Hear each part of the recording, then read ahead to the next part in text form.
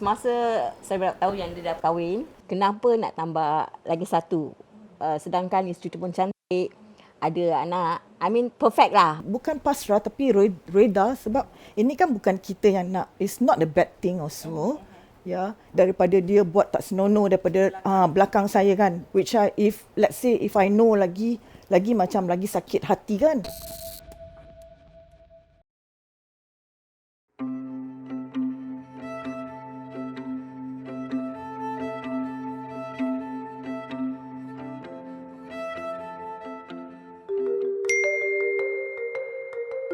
Hai Syira, okay, so topik baru dah masuk. Topik dia poligami. So kita ada contact of this family. Suami yang beristeri 2 di Singapura, and they are all currently living in the same house together with their children. So you call me bila dah dapat message ni, okay? Alright.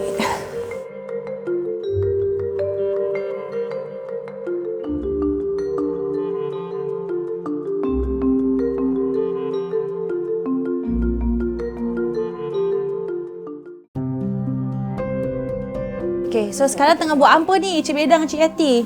Oh, tengah buat ni. Oh, sebenarnya masakan lah untuk kita. Masak Wah. kari. Masak apa ni? Kari ayam. Wah, bukan satu bukan satu periuk aja, ada satu periuk lagi besar kat sini. Wah, jadi macam mana rutin anda berdua? Siapa yang selalunya masak? Oh, selalu masak saya. Oh. Cuma hari ni kan orang nak datang siang. Jadi Cik Beda lah yang Jadi kalau untuk Cik Yati, kalau Cik Beda, Cik Yati ni dia pandai masak apa? Dia pandai masak sambal goreng. Sambal goreng. Kalau Cik Yati, Cik Beda pandai masak apa? bone steak. Bone steak. Jadi dia lain lah. Satu macam makanan Tulang. lauk Melayu. Ya. Dia Best western. Seronok je tu. Ya. Oh, nak angkat tak?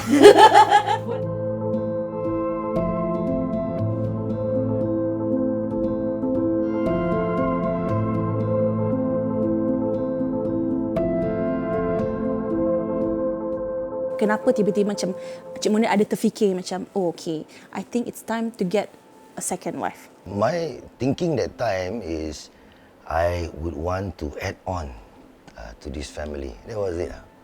You know, I didn't think that I want to replace Cik Yati. You know, the thinking was I want to add on. I want to have a lot of kids, and I want people that I know to take care of the children. That was the honest question, the honest answer. Jadi bila pertama kali Cik Munir mungkin ada cakap tentang hasrat dia nak kahwin lagi satu, what was your first reaction? Aku ni dah macam not useless, but then what else that I have not done for him, you know, like yalah, that's the main thing lah. I always trusted him. Lagipun kita dah kenal lama sangat kan, so I know him well enough. So okay lah, bukan pasrah tapi reda, sebab ini kan bukan kita yang nak. It's not a bad thing also. Ya, daripada dia buat tak senonoh daripada belakang saya kan, which if let's say if I know lagi macam lagi sakit hati kan. So why not, since he already macam bincang dengan saya macam itu. Dan mula-mula tu pun memang macam beratlah hati kan. Of course lah, semua orang, kita human being, you know. We are not angels or whatever. So lepas macam ya lah. So I agree to it because to me it's like daripada macam you know buat yang tak baik di belakang saya tu. Semasa saya tahu yang dia dah kahwin, kenapa nak tambah lagi satu? Sedangkan isteri tu pun cantik, ada anak. I mean perfect lah. What I mean perfect. So as what I say, he need someone to be friend with dia punya wife. So kata orang dah jodoh kan, so I agree with it. Adakah poligami juga satu solusi untuk elak daripada kelakuan curang? It is not the main solution lah. I think orang kalau bersikap curang ni atas sebab-sebab yang tertentu macam kenapa sayang, lepas tu tak sayang, you know. Something is lost lah along the way. Poligami pun bukan macam jackpot Ini bukan jackpot macam kita fikir, okey lelaki-lelaki tu duduk, nanti satu isteri kasih anggur, satu isteri kasih tak tahulah pisang ke apa kan. Bukan gitu. You know, satu isteri you have to make effort. Tambah isteri you must make Double more effort. Yes. It's not the other way. Totally not. Saya ada beritahu dengan Weda yang sama Yati, I told them that saya tak nak anak dara. Kenapa? Pasal anak dara dia orang kurang pengalaman lah. Jadi kalau kita nak macam tujuan kita untuk mendidik anak, biarlah ada sikit pengalaman. Learning to take care of children, learning to started in marriage, because I have a problem on that, because my objective was not to ganti my wife. Kalau I want to ganti my wife, maybe I get a new one kan.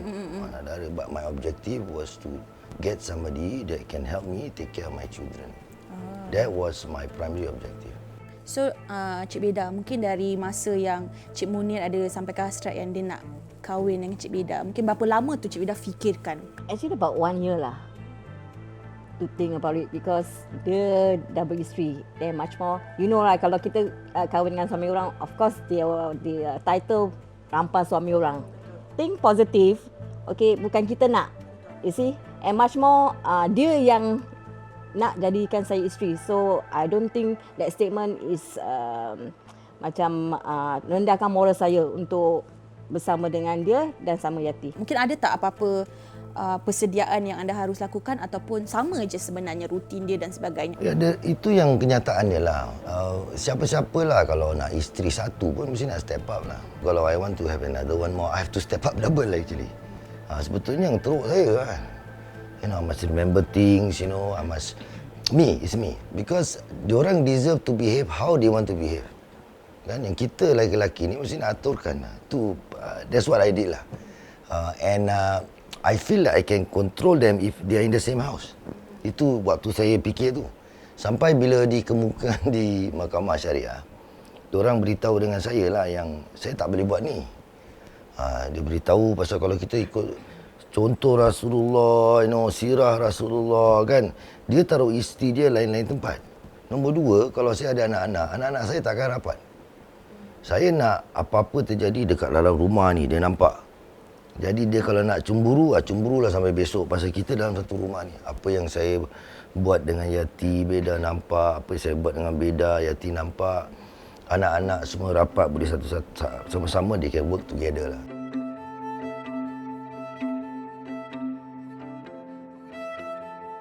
Poligami ni, ialah ada orang suka, ada orang tak suka lah. Ini kan masing-masing punya pendapat. Dan macam suami dia tu mampu daripada segi agama, daripada pekerjaan dia, kelebihan dia, everything lah. Kalau dia dah suka, kalau dia semua dia komplit tu dari segi agama, 4 kotak tu semua dia cukup, okey lah. Satu juga yang satu dia nak handle pun tak ada daya. Awak gaji berapa? Berapa ribu gaji awak? Orang kita berapa gaji? 10-20 ribu? Habis 10 ribu enggak cukup ke? Kalau anak awak ada 3-4 orang nak belanja tu je, tak cukup. Tapi kalau saya masih mampu, suami buat gitu tak ada. Lagipun kalau saya masih mampu, anak saya akan tentangnya kan. Ayah nak kahwin baru ni kan.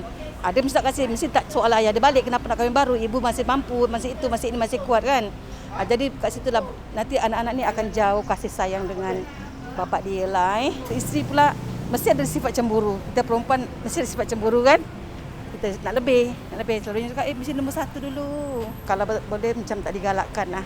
Kita sebagai perempuan tak boleh terima sebetulnya. Tapi kalau keadaan dah mendesak, terpaksalah. Kalau kita sayangkan keluarga kita, suami kita reda lah. Dalam reda tu, kita pun nak berhati-hatilah. Cara pergaulan kita di luar, nanti banyak percakapan lah. Jadi Cik Beda, adakah anda pernah terfikir, mungkin kita dekat sini, kita memang harmoni sebagai satu keluarga dan sebagainya. Tapi pernah tak terlintas dalam fikiran anda tentang pandangan masyarakat terhadap isteri kedua? Tentang isteri kedua ni, saya tak peduli apa yang diorang fikirkan. Because you are the one who go through and you are the one who live with them. So, for myself, I have to think positive. Negative, letak tepi lah. Yes, correct. This one also I have to add on. Betul, I have to add on. Macam as a husband, right, this is where you need to come out and defend them. They have to know that I am there for them. Yeah. They have to know. Then this thing is going to work kan. Ada tak mungkin ada rasa cemburu ke, atau mungkin pernah rasa yang mungkin Cik Munir macam lebihkan sana? Definitely lah. Bukan bukan cemburu pasal dia tak buat dia buat macam tak adil. It's like because new thing to me also, right? Betul. So nak kena adjust sikit lah, you know. Macam selalunya kalau macam dia duduk dengan saya. Habis tu sekarang dah ada orang lain. You know, like walaupun macam kan kita selalu sama-sama tau, duduk sama-sama macam itu. But somehow macam kita ni manusia kan, ada jugalah sifat-sifat cemburu tu kan. For me, taklah pasal saya berkahwin orang yang sudah beristeri. So, I always have thinking that, okay, I'm married to someone, husband. So, I must tahu diri kita siapa. You see? So, I always give way. Sebab tu I can adapt to her. Ya, sebab tadi nampak you macam tunjuk you nak cakap apa sebenarnya? Yeah, she's good. Because kalau macam ada orang perempuan lain kan, dia tak tahu macam nak how to say sesuaikan diri dia dengan dengan keadaan tempat macam gitu semua. But for Beda, she is very good. She knows how to control herself. Macam she knows how to behave lah in such a manner that I won't be apa tu orang cakap, ketepikan lah. Diketepikan. You pun selesa lah. Yes, selesa dengan keadaan macam ini. Yeah. Saya banyak doa. Apa tu sebab pasal kita cakap, punya approach kalau kan. macam kita ada apa-apa semua doa lah. Jadi alhamdulillah. Nanti saya nangis. Dah tak. We have to work on it lah. Pasal it is a new experience for us tau. Kita punya matlamat tu apa tau? Facing the children. That was just it. It was we need to face the children. Takkan kita nak face the children with jealousy, with all this nonsense kan. Nanti Sebab budak-budak kita tak boleh belajar, contohkan bukan. apa tu yang tak baik daripada anak-anak exactly. kan. So whatever apa So it's a learning process lah. It's a learning process and alhamdulillah Kak Ati, Must Kak be Beda dia positive very lah. positive in this area lah. Ya, jadi sebelum itu during the marriage tu I cannot immediately marry. Mahkamah cakap masuk Because for there's 2 years. several procedures that they have to go. Yeah. We have to go through. For instance, like interviews, individual interviews. First wife, the husband, And the lawyer's and then letter. Beda also, and then keluarga saya, keluarga Cik Munir, keluarga Beda also. So it takes roughly about 2 years That's right. for these procedures.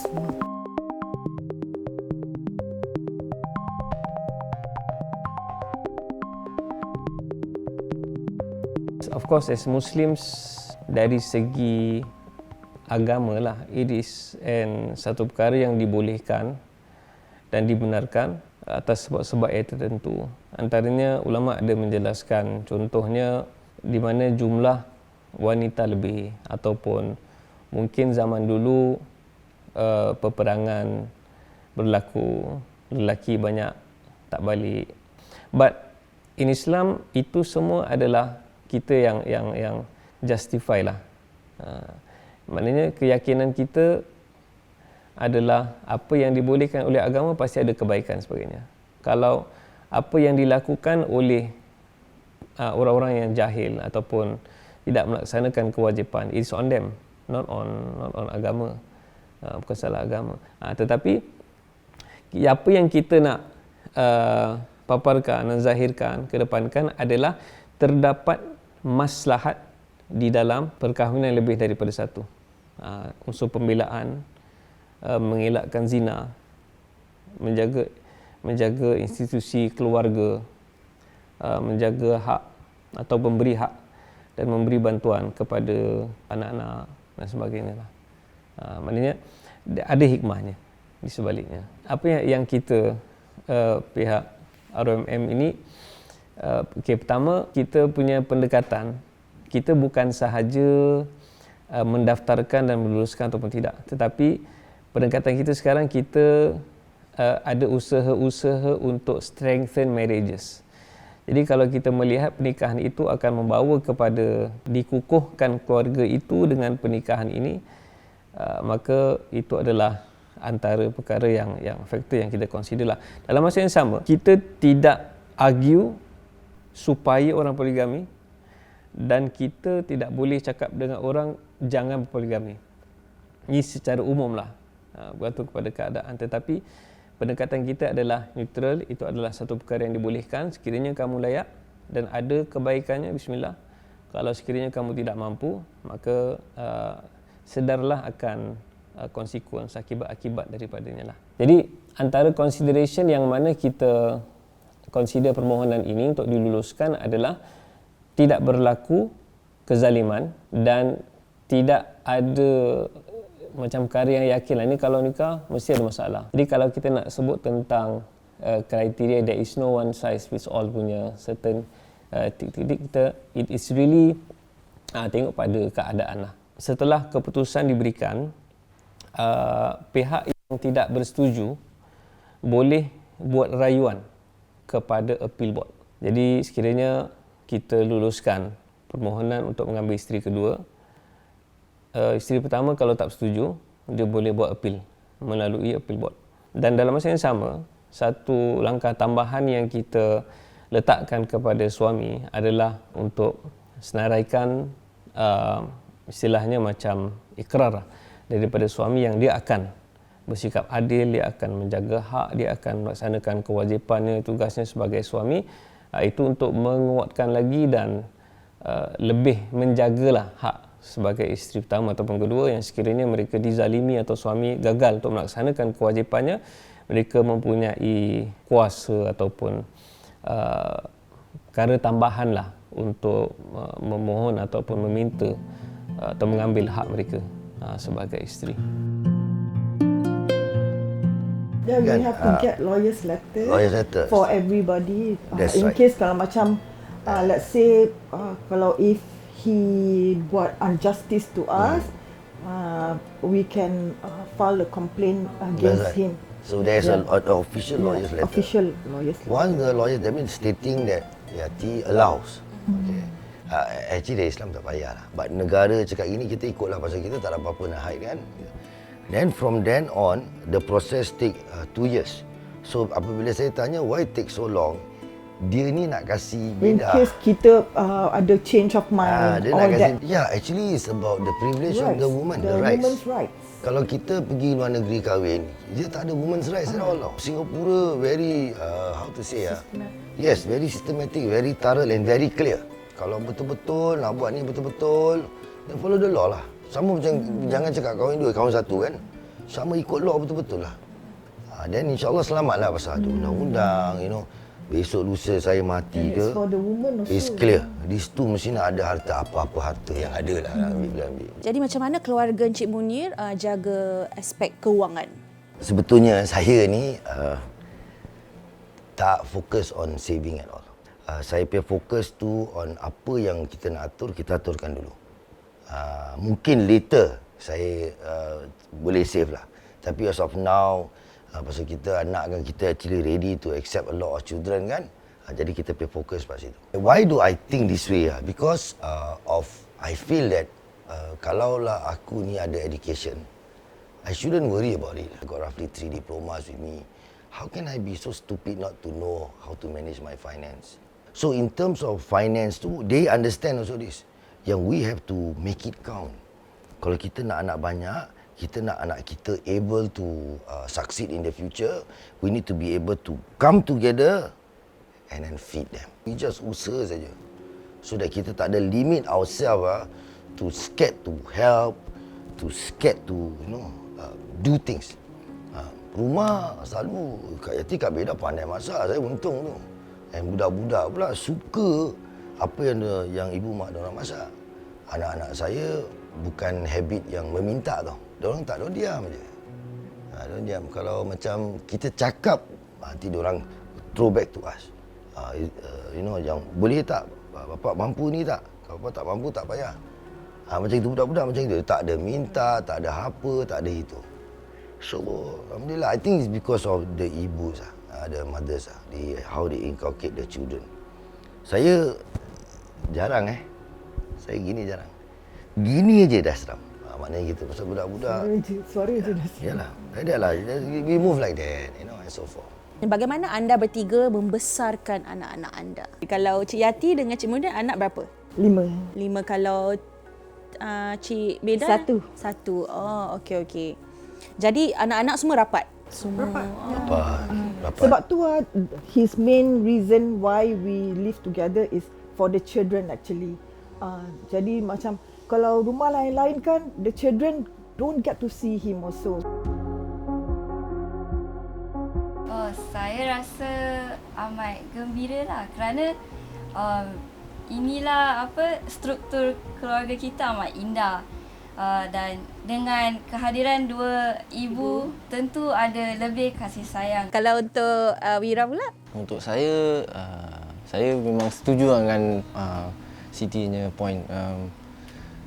Saya selalu kat rumah kalau ada ada ibu dengan mak, jadi saya ada dua orang untuk layankan saya lah. Sejak kecil. Jadi pernah tak ada sesiapa tanya kenapa anda ni ada dua ibu? Bagaimana anda jawab soalan tu, Wira? Saya memang disoalkan banyak kali. From different people lah. Kawan-kawan saya, cikgu-cikgu saya. Usually, I would say lah, that time when we were all younger, my first mum, dia kerja sebagai seorang jururawat, a nurse. Tapi dia kerja di hospital. And usually shifts at the hospitals would be very busy lah. It would be very long shifts in the day, very long shifts in the night. Jadi dia tak ada masa untuk jagakan kita, adik-beradik. Jadi my dad thought it would be a good idea to have an additional. It's not to replace, but to add on, to take care of the kids. So I saw that as something that worked lah. It wasn't anything as a replacement at all. There was no competition between each other. So the way I saw it is that's what the answer I would give to people. Jadi reaksi yang these people had, right? Got one group that thought, okay, this is practical. Another group didn't really like it. Didn't really think it was as practical. But to me, I don't really care what people think. That's what I feel like is the reason why bapak saya kahwin dua lah. Ada satu kali dalam primary school, kita ada task lah untuk draw family family tree kan? Family tree. Tapi normally kan family tree kan ada bapa, ibu, habis tu anak-anak kan. Tapi untuk saya kan primary school kid kan tak tahu kan. Habis saya tanya lah cikgu, kalau ada dua ibu macam mana? Habis cikgu marah saya. Dia ingat saya macam class clown ke joker like. Habis dia cakap apa? Ahmad, you joker ah? You think you funny is it? Then I macam sedih lah. Macam, taklah cikgu, tengah tanya kan. Dan primary school kan kecil, tak tahu apa-apa kan. Habis, the experience macam tak boleh lupa lah. Dan just cause the fact that I was bringing up the point that I got two mothers and it was sincere. And bukan macam joke lah. Habis cikgu ingat saya yang joking lah. We were supposed to write a composition. Kat dalam jota book kan macam tulis short stories kan. Jadi dia punya topik ialah my family, keluarga saya. Jadi saya tulis lah, I have a father, I have two mothers. Then after that cikgu saya kasih balik tu jota book. Habis dia kata lah, oh you have two mothers. I think one of them is your auntie, your maid lah if I'm not wrong. Habis saya pun macam confused lah sama macam Ahmad. Like, how could you tell me that that's my maid? So, cikgu saya pun kata, the one that you wrote is your mother, that one is your real mother. So, saya pun macam confused lah. Because at that time, mak, my second mum, is the one who took care of me since I was very young. And I didn't know that my first mum was my biological mum. Jadi, hari tu saya balik rumah, habis saya tanyalah, ibu, are you my real mum? Habis dia kata, yes, I am your real mum. Lepas tu, yalah, of course I cried lah. Itu satu pengalaman yang anda tentu sekali tak dapat lupakan lah. Betul. Okay, jadi Siti boleh tak beritahu saya bagaimana anda melihat ayah yang anda panggil bapa? Okay, bapa seorang yang amat penyayang. Garang tak? Tak, dia tak garang. Tak garang? Suara dia yang garang. Dan penampilan dia saja. Macho tadi? Macho dia macho. Dia seorang yang berdedikasi untuk merapatkan hubungan kita sebagai sekeluarga dan saya inspired lah dengan his actions towards us also. Hey guys. Okay, sekarang korang tengah buat apa ni? Tengah nak siap-siap untuk makan Encik Munir? Selalunya kecoh macam ini ke? Daripada kecil dan besar kecoh selalu. Macam kenduri lah, macam kenduri Tapi macam meriah. So kalau selalu duduk ada tak macam ni duduk sini ke memang ada tak? Bapa sits here. Okay, the ketua lah. Yes, and then Lagi, yang the lain? mothers will sit like next like that. Okay. And then after that it will be Abang Wira, then me, and then Siti and Afnan. Then Luqman.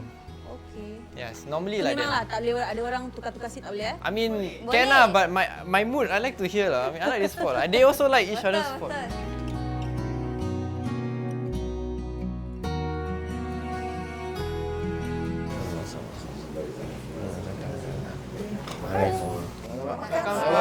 Makan ibu, makan mak, makan Amira, makan Siti, makan Afnan, makan Luqman. Pasal it is not macam satu benda yang macam fairy tale tau. Okey, lepas kita kahwin, semua happy. Itu effort tu tak boleh habis tau.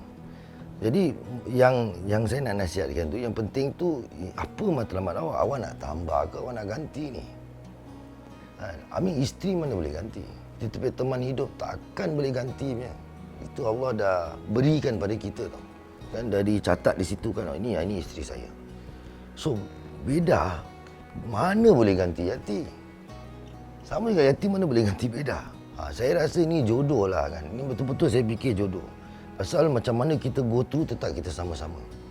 Kan awak bayangkan ni Allah Ta'ala, izin Allah diorang dapat tinggal dalam satu rumah ni. Kalau kita ceritakan it's close to impossible. Right?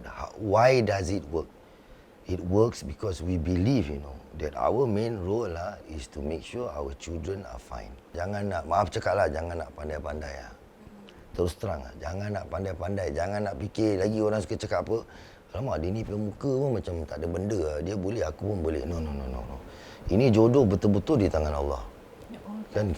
Kalau kita cuba tak boleh, maknanya bukan jodoh awak. Jangan nak langgar lagi apa kan. Benda-benda ni semua kita harus go back to Allah. I mean as the wife, yang pertama tu ataupun yang nak jadi isteri kedua tu mesti sabar, mesti ada sikap toleransi ataupun I mean respect yang the first wife punya perasaan. So you must give in a lot and also kata orang tu sabarlah banyak. Ini daripada pendapat saya lah Masih kecil ni kan.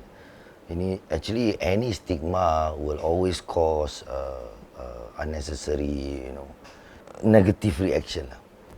Bukan saja dari segi orang yang ada isteri dua. I mean, contohnya the stigma of getting married. Marriage will cause problem, marriage will this, marriage will be that. The stigma of having children. Ada anak banyak, add on your income. Jadi to me kan, stigma by itself is a bad thing already. In fact, orang yang stigma ni, saya rasa tu mungkin dia kurang pengalaman dia tau. So he has to rightfully, you have to find out first before kita datang meluru macam gitu. Nanti tahu yang bapa ni ada dua isteri kan. Oh, dah kena label teruk-teruk. Ni bapa dia mesti gatal ini. Teruk, kesian mak kau yang utama. Jadi itu yang sedihnya tu. You see? Why is it like that kan? I don't understand kan. Pasal mungkin there is something that is that they themselves are unable to understand. Straight with stigma. Lagi benda ni kira dari segi Islam tu boleh. Kan? Jadi itu kita mesti nak hati-hati.